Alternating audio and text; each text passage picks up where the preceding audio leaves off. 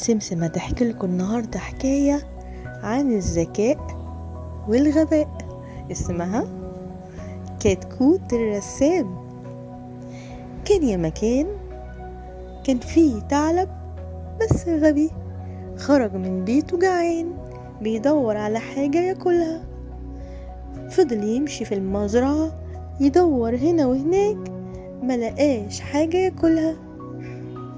مشي بعد شوية عند البحيرة وعند الساقية، ملقاش حاجة ياكلها. قعد تحت الشجرة يعيط، يا بطني أنا جعان عايز آكل. قال أدور في القرية، بعدين سمع صوت الكلب هو وهو بيخاف من الكلاب. قال لأ، بعد شوية الصوت سكت، قال مفيش كلب عشان هو غبي.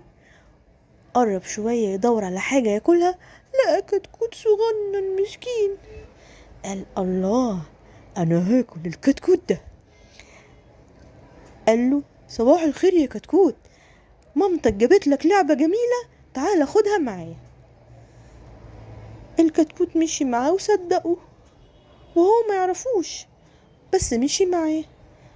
أما بعده بعيد، الثعلب مسك الكتكوت وكان هياكله. قال له هاكلك هم. الكتكوت قعد يعيط ويقول له انا مسكين ومش هشبعك، انا صغنون، انا هعمل لك اكل كتير يملالك بطنك وتشبع. الثعلب صدقه، راح الكتكوت مسك عصاية ورسم على الارض خطوط. الثعلب قال الله الله، دي لحمة دي ولا ايه؟ يلا كملي الاكل انا جعان. راح الكتكوت رسم كمان خطوط، وراح الثعلب قال الله، دي فرخة دي ولا ايه؟ يلا كملي الاكل يا جعان. راح الكتكوت رسم له كلب، راح الثعلب ايه ده كلب، وطلع يجري وخاف. والكتكوت الذكي فاز على الثعلب الغبي.